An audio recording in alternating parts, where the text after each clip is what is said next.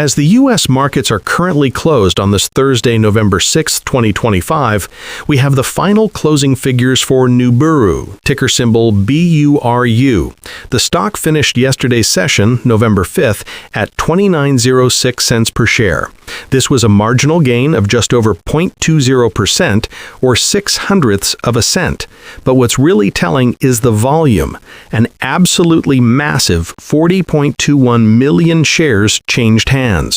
This isn't the kind of volume you see in a stable, established player.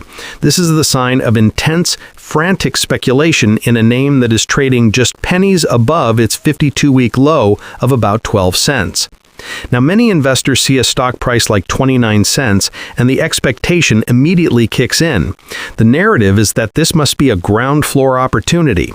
You hear blue laser technology, 3D printing, and EV battery welding, and you think you found the next big thing before the rest of Wall Street.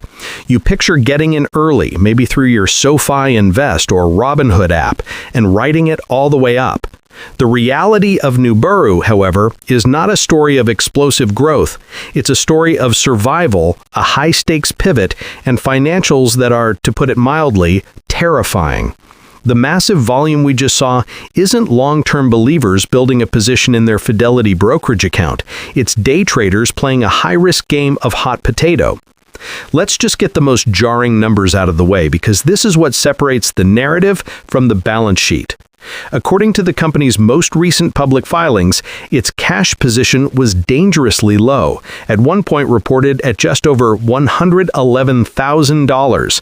That is not a typo. For a publicly traded company, that is effectively zero.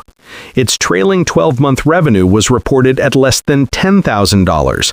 Again, not 10 million, but 10,000. During that same period, the company posted a net loss of over $37 million. This is what we call a going concern. That's the formal accounting term for when a company's own auditors have substantial doubt about its ability to continue operations without securing significant new funding. This isn't an Apple stock or Nvidia stock scenario where you're debating PE ratios. This is a binary question of whether the lights will stay on. So what is happening? Why is there any interest at all? Because Nuburu is attempting one of the most dramatic strategic pivots you will ever see in the public markets. The expectation is that you are investing in the original Nuburu, the company with over 200 patents for its high-power blue laser technology. This tech is genuinely interesting. Its unique wavelength is supposedly better at welding reflective metals like copper, which has direct applications in manufacturing EV batteries. This is the story that got it public via a SPAC. The reality is that this business model appears to have failed to generate any meaningful income. The company's total assets are listed at around $2.5 million, while its total liabilities are over $47 million, with negative shareholder equity of around $44 million. The core laser business, as it stands, is not financially viable. This has forced the hand of new management, which has initiated a transformation plan. This is where the story gets even more complex. Nuburu is no longer just a laser company. It is actively trying to become a defense tech, security, and operational resilience company. In the last several weeks, we've seen a flurry of press releases. The company announced a strategic alliance with Maddox Defense to create a joint venture focused on drone technologies, with an incredibly ambitious target of $100 million in annual revenue from that venture by 2028. This is a massive projection for a company with virtually no revenue today. But the centerpiece of this pivot is the acquisition of a company called Orbit, described as a defense-grade software-as-a-service or SaaS company. This is a move to get into software, which typically has higher margins. Here is the critical detail that every self-investing individual needs to know. The company Nuburu is acquiring, Orbit, was wholly owned by Nuburu's new executive chairman and co-CEO Alessandro Zamboni. This is a related party transaction. The deal, valued at $12.5 million, is being settled partly with cash advances and the rest through Nuburu equity securities.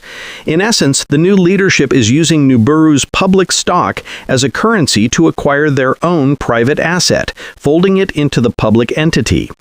This is a profound development. It means if you are buying BURU stock today, you aren't really buying a blue laser company. You are funding a high-risk roll-up strategy, betting that this new management team can successfully integrate these new defense assets and find a market for them before the company's meager cash reserves, recently supplemented by a $12 million public offering and a planned $3.5 million injection, run out. This is why the stock is so volatile. On the one hand, any press release about defense, drones, or SaaS can cause a spike as algorithmic traders and speculators on Robinhood stock trading platforms jump on the news. This is what's driving that 40 million share volume. People are not analyzing the debt-to-equity ratio, they are trading the headline. On the other hand, the constant need for cash means dilution. That $12 million public offering creates more shares, spreading the ownership thinner. This is the classic micro-cap struggle. Raise cash to survive, which dilutes shareholders, which pushes the stock price down, which makes the next capital raise even more difficult.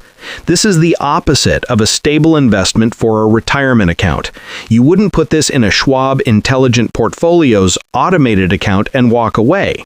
This is the kind of stock that requires daily monitoring. It's also worth noting the company's recent run-in with its exchange. Just last month, Nuburu received a warning letter from the NYSE American. It wasn't about its financials, but about its corporate governance. The company announced its new dual CEO structure, a material event, without giving the required advance notification to the exchange. While Nuburu quickly rectified this and announced it was back in compliance, it's not the kind of headline that inspires confidence in operational discipline, especially during such a precarious transformation. When you are asking the market to trust you with a complex turnaround, these kinds of administrative fumbles are a bad luck. Compare that to the meticulous shareholder communication from a company like Tesla stock, or the steady execution seen from Fidelity Investments in its own operations. The contrast is stark. So what does the future hold? This is a purely speculative play. The bull case, and it's a very narrow one, rests entirely on this new defense pivot. You have to believe three things.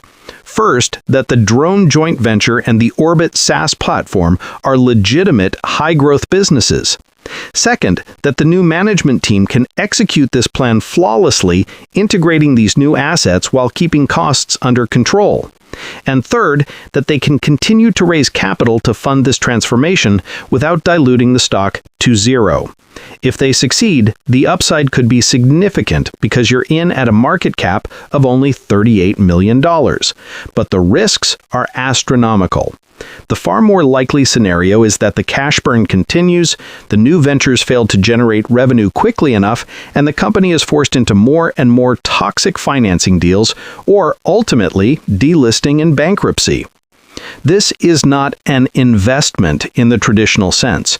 This is a gamble on a turnaround. It's a stock you might trade on Interactive Brokers with risk capital, but it's not something you build a foundation on. The expectation of a revolutionary hardware company is gone. The reality is a corporate shell with some interesting legacy patents attempting a Hail Mary pass into a completely different industry, led by new insiders who are in the process selling their own assets to the company. That 40 million share volume is the market treating this stock like a casino chip. For anyone holding this in a Fidelity individual brokerage account, the question is not how high can this go, but do I believe this pivot is real? Comment below with your thoughts on this. Do you believe Nuburu's pivot to defense and drones is a genuine turnaround story, or is it just a final attempt to survive? In the end, the story of Nuburu is the ultimate lesson in expectation versus reality. The expectation was built on a futuristic blue laser. The reality is accompanied with negative equity, virtually no revenue, and a clock that is ticking loudly. The recent flurry of news about acquisitions and joint ventures is a deliberate attempt to change that reality, to build a new narrative. But for now, the overwhelming financial gravity is pulling the stock down. The only thing keeping it afloat is the high-volume speculative trading from people betting that this story, against all odds, might just have one more chapter.